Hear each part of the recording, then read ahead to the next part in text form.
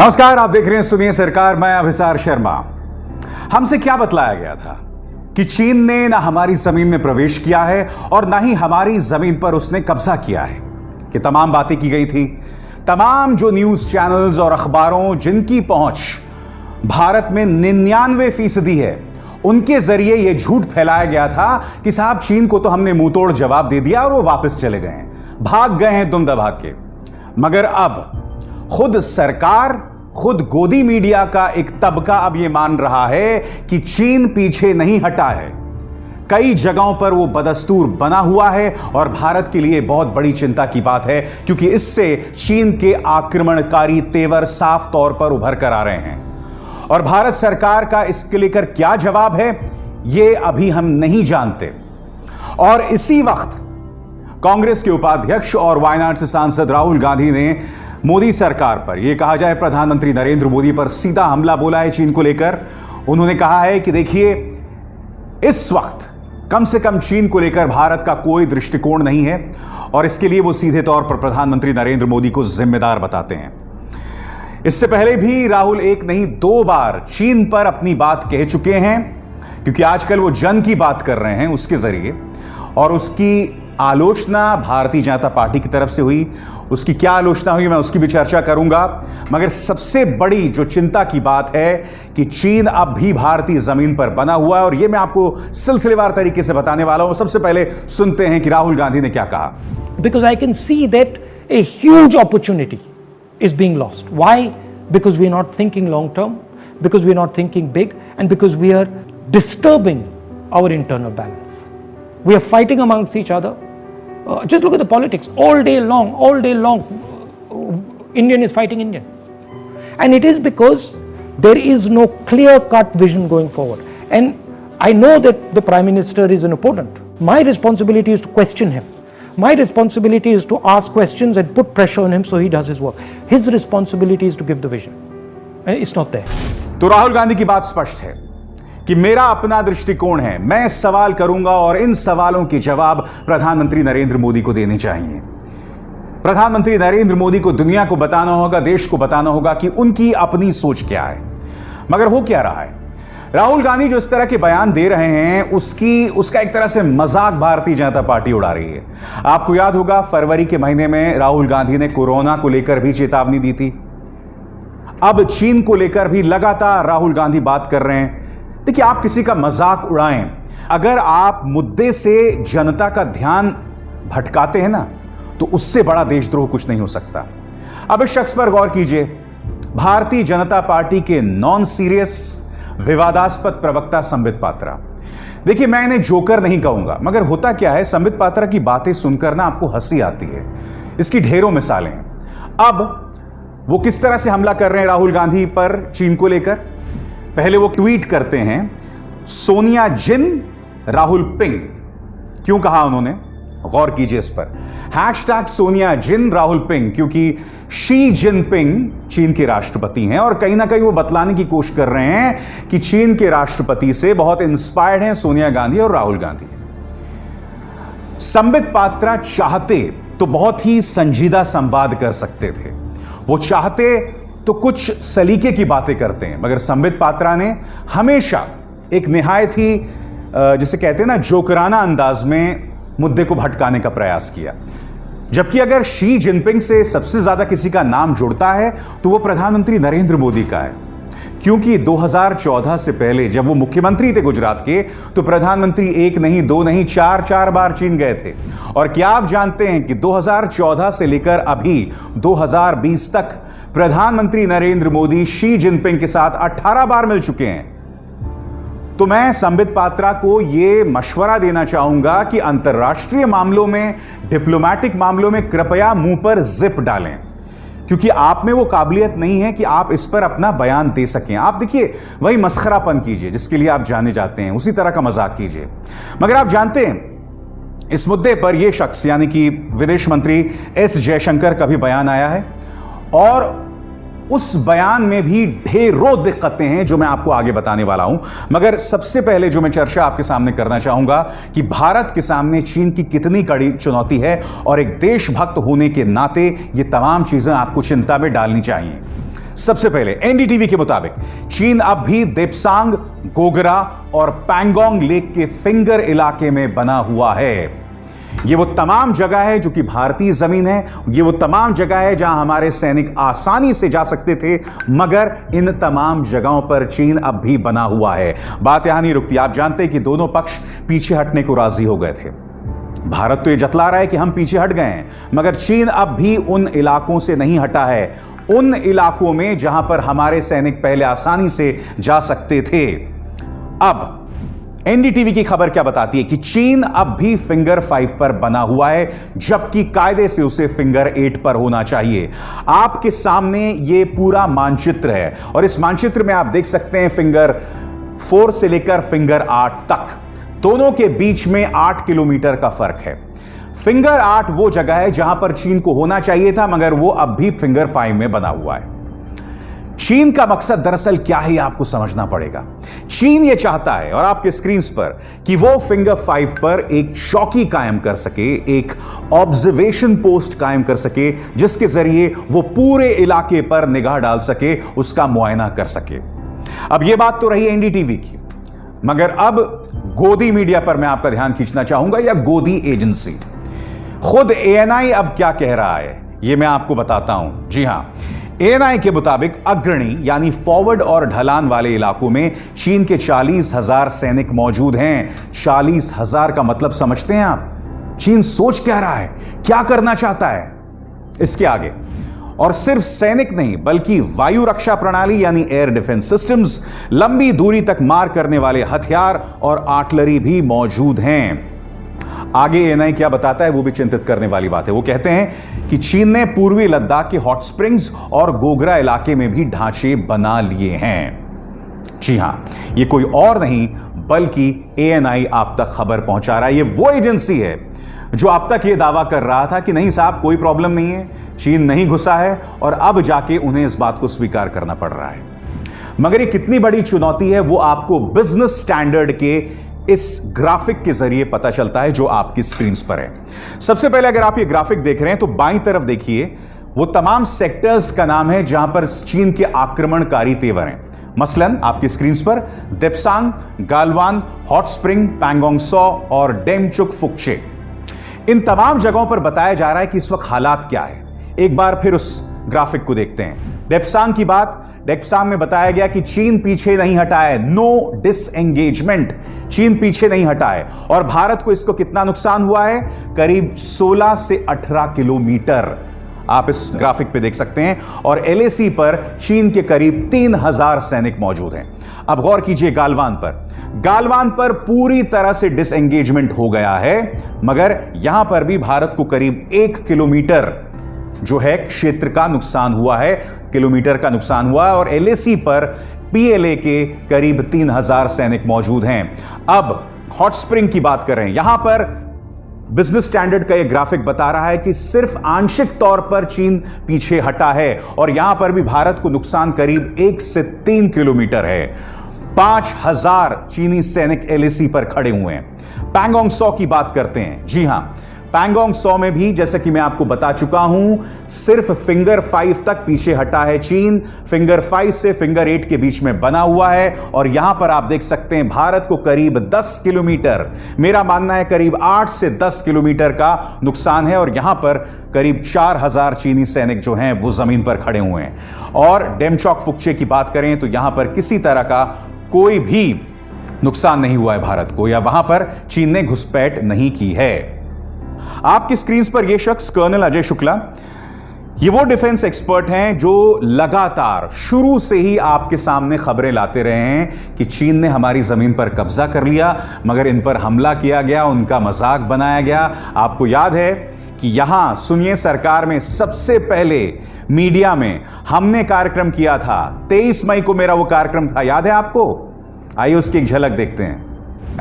आपकी स्क्रीन पर अजय शुक्ला का ये ब्लॉग, और ये ब्लॉग क्या कह रहा है मैं आपको पढ़ के सुनाना चाहूंगा। चाइना की पीपुल्स लिबरेशन आर्मी ने 5 जगहों से घुसपैठ की, और ये 5 जगह भारत के लद्दाख में है। 4 गलवान नदी में और 1 पैंगोंग लेक में। मगर जो ये खबर आ रही है वो कई लिहाज से चिंता करने वाली है। इसके बाद अजय शुक्ला अपने इस ब्लॉग में क्या कहते हैं मैं आपको बताता हूं। अजय शुक्ला इस ब्लॉग में कहते हैं कि चाइना ने एलएसी पर जो उसका दावा है जमीन को लेकर उसे भी लांघ दिया है। और उसका दावा कहां तक है? उसका दावा है गालवान घाटी तक।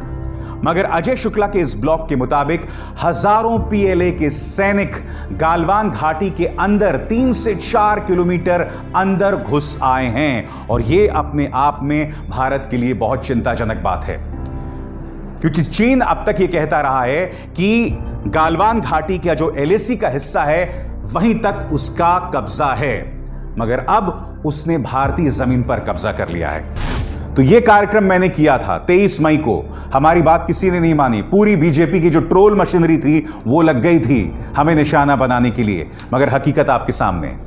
अजय शुक्ला क्या कह रहे हैं आपकी स्क्रीन पर? अजय शुक्ला कहते हैं कि अगर चीन ने अपनी सेनाओं को वापस नहीं लिया तो 1962 के बाद से लेके अब तक जमीन का सबसे ज्यादा नुकसान भारत भुगतेगा। एक बहुत अहम बात यहां पर अजय शुक्ला कह रहे हैं, मगर क्या इस मुद्दे को लेकर कोई चर्चा है? अगर दूसरे हालात होते ना, जहां हमने 8 से 10 किलोमीटर गंवा दिए गए होते, तो सरकार में रक्षा मंत्री इस्तीफा देते, विदेश मंत्री इस्तीफा दे देते, प्रधानमंत्री नरेंद्र मोदी पर भी दबाव बना रहता। मगर सरकार पूरी तरह से खामोश है, इस बारे में कोई बात नहीं कर रही। अब देखिए नवभारत टाइम्स क्या कह रहा है। जी हां, आपके स्क्रीन पर एलएसी पर नहीं बदले हालात, मीटिंग के हफ्ते भर बाद भी पीछे नहीं गए चीनी। मैं आपसे बार बार यही कह रहा हूं दोस्तों, आपको क्या प्रमाण चाहिए? आपके सामने तमाम प्रमाण हैं जो बता रहे हैं कि चीन पीछे नहीं हटा है। अब मैं आपके सामने रक्षा मंत्री राजनाथ सिंह के 2 बयानों की चर्चा करना चाहूंगा, और यह बयान अपने आप में इस बात में प्रमाण है कि चीन पीछे नहीं हटा है। सबसे पहली बात, लद्दाख के लुकुंग में रक्षा मंत्री राजनाथ सिंह ने यह बयान दिया था जो आपकी स्क्रीन पर है। उन्होंने कहा था कि चीन के साथ जो बातचीत हो रही है उसके आधार पर मैं कह सकता हूं कि अब तक इस मुद्दे का समाधान हो जाना चाहिए, मगर समाधान किस हद तक हुआ है मैं आपको बता नहीं सकता। मगर मैं आपको यह भरोसा दिलाना चाहता हूं कि दुनिया में कोई भी ताकत जो है वो भारत की 1 इंच जमीन पर कब्जा नहीं कर सकती है। यानी कि अब तक ये लोग क्या कह रहे थे कि तमाम चीजों का समाधान हो गया है, मगर अब रक्षा मंत्री राजनाथ सिंह हमसे कह रहे हैं कि समाधान कहां तक हो गया है मैं नहीं बता सकता। अब उनके दूसरे बयान पर गौर कीजिए। राजनाथ सिंह का यह भी कहना है कि पूर्वी लद्दाख में भारतीय वायुसेना के त्वरित जमावड़े से, यानी कि रैपिड डिप्लॉयमेंट से चीन को संदेश गया है। चीन को संदेश अगर गया है राजनाथ जी, तो मुझे बताइए ना, आखिर क्या बात है, क्या वजह है कि नवभारत टाइम्स हो, एएनआई हो, एनडीटीवी हो और आपके अपने सरकारी सूत्र यह कह रहे हैं कि अब भी चीन हमारी जमीन पर बना हुआ है? मैं यही तो आपसे समझना चाहता हूं कि चीन को आखिर क्या संदेश गया है। क्या आप इस बात पे स्पष्टीकरण देने का प्रयास करेंगे? क्योंकि मैं जानता हूं कि आपकी सरकार का एक भी मंत्री मेरे सामने मुझे इंटरव्यू देने को तैयार नहीं होने वाला है, क्योंकि आप यह भी जानते हैं कि मैं ये सटीक और सीधे सवाल आपसे करने वाला हूं। उल्टा आपके चाहे नेता हूं, आपके फूहड़ प्रवक्ता हूं, वो सिर्फ मुद्दे को भटकाने का प्रयास करते हैं। और सबसे दुख की बात है दोस्तों, वो है विदेश मंत्री का बयान। जैसे ही राहुल गांधी ने जन की बात शुरू की थी, आज जो उनका बयान आया वो उनका तीसरा जो है बयान है चीन पर। इससे पहले जो पहला बयान दिया था उस पर सीधे जो है बयान दिया था एस जयशंकर ने। आपके स्क्रीन पर उनके वो तमाम ट्वीट्स हैं जो उन्होंने पेश किए।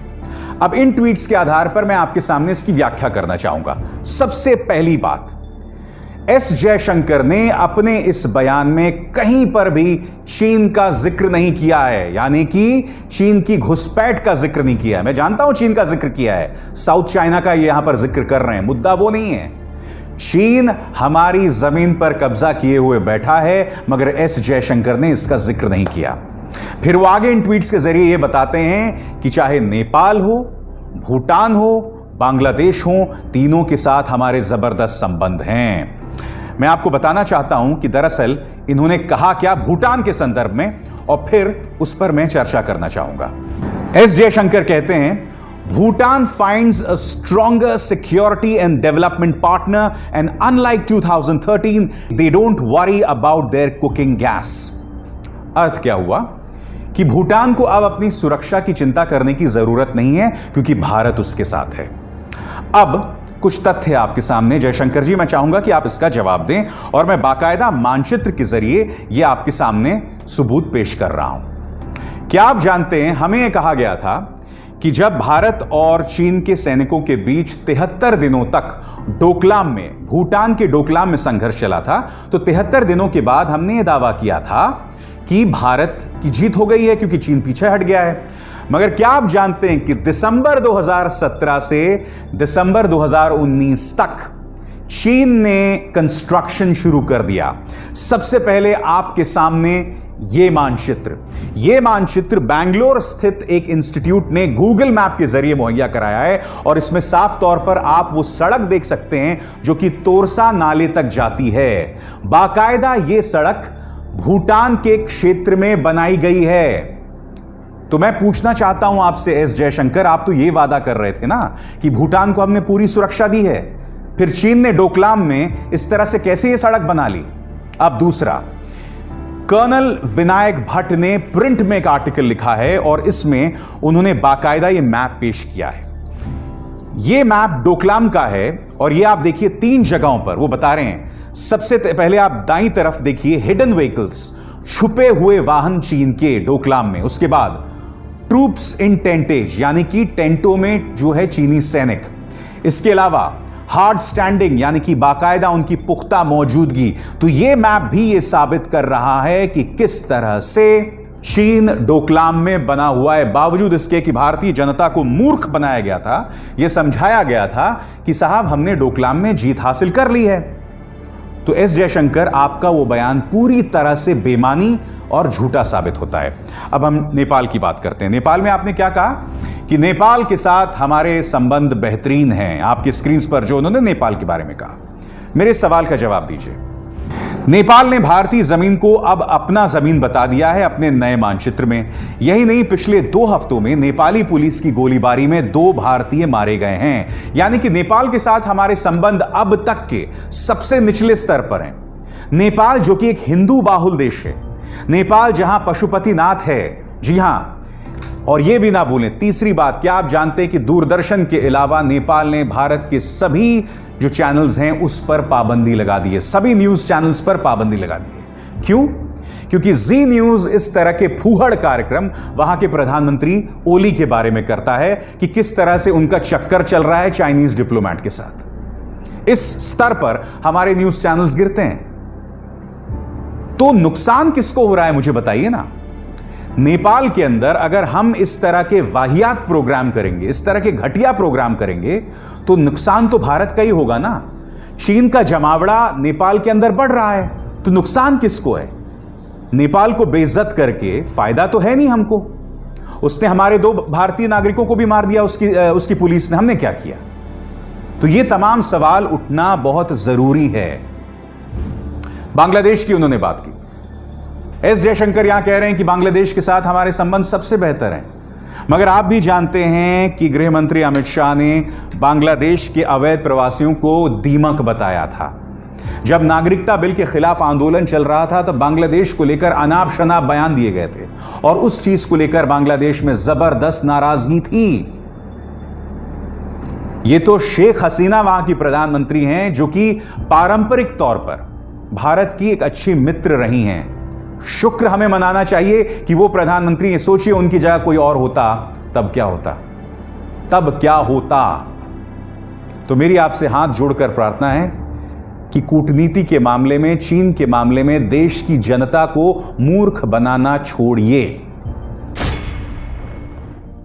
और एक संदेश राहुल गांधी के लिए भी। मैं जानता हूं कि आपने देश को कोरोना को लेकर चेतावनी दी थी जो बाद में सही साबित हुई। आपने चीन को लेकर भी अपनी बात कही है, मगर आप एक राजनेता हैं, आप ये ना भूलें। आप ट्विटर पर ये वीडियोस बनाकर भेज तो रहे हैं और इसकी चर्चा ट्विटर में भी हो जाएगी, पत्रकारों में भी हो जाएगी, मगर देश की जनता को भी यह संदेश जाना चाहिए, कृपया हिंदी में अपनी बात कहिए। अगर आप ये कहते हैं कि दक्षिण भारत में हिंदी नहीं समझी जाती, तो मैं आपको यह भी बता दूं, दक्षिण भारत में कई लोग अंग्रेजी भी नहीं समझते हैं। आपने उसका तर्जुमा किया, मगर आप जानते हैं कि इस वक्त हिंदी भाषी राज्यों में आप नील बटे सन्नाटा हैं। बिहार, गुजरात, राजस्थान, मध्य प्रदेश, इन तमाम जगहों पर आपके पास एक भी लोकसभा सीट नहीं है। आपकी हालत बहुत ही दयनीय है। कृपया अपनी स्ट्रैटेजी बदलिए, हकीकत से मुंह मत मोड़िए। खैर, सुनिए, सरकार में हमारा मकसद था आपके सामने हकीकत पेश करना, और चीन की जो चुनौती है वो वाकई गंभीर है, क्योंकि तमाम दावों के बावजूद अब चीन हमारी जमीन पर बैठा हुआ है। नमस्कार। अब खबरें पाइए सबसे पहले हमारे मोबाइल न्यूज एप्लीकेशन पर। एंड्रॉइड या iOS प्लेटफॉर्म पर जाइए, HW न्यूज नेटवर्क को सर्च कीजिए, डाउनलोड कीजिए और अपनी सुविधानुसार भाषा का चयन कीजिए। खबरों की भीड़ में अपने काम की खबर पाते रहिए।